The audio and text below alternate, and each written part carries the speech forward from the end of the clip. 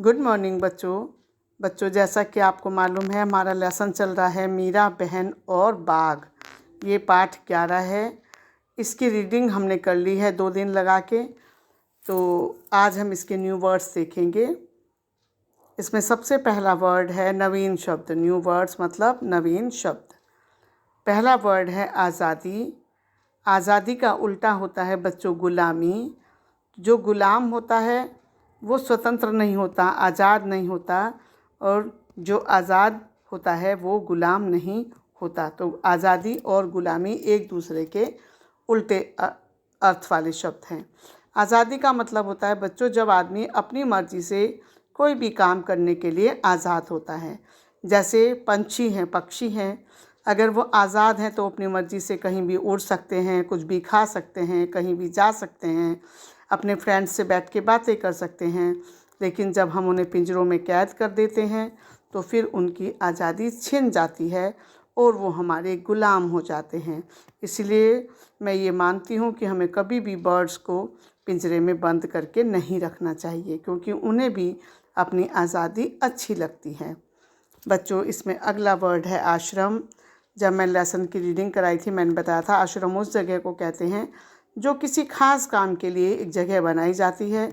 जैसे पहले साधु संत जंगलों में आश्रम बनाते थे, उसी में रहते थे, वहीं पर उनके पालतू पशु रहते थे और लोग भी रहते थे। वहीं पर वो अपने पूजा पाठ, जप तप आदि करते थे।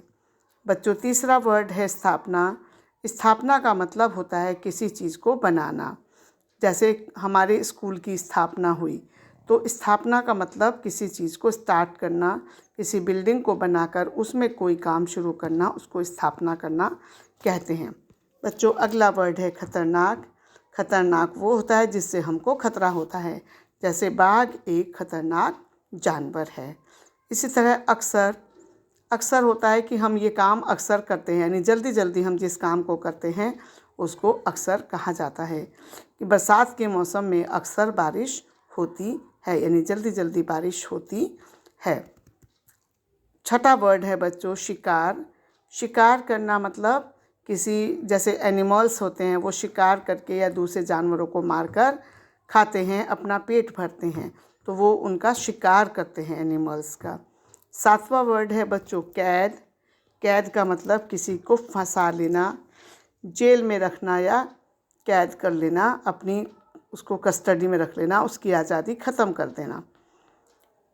बच्चों आठवां वर्ड है चिंता।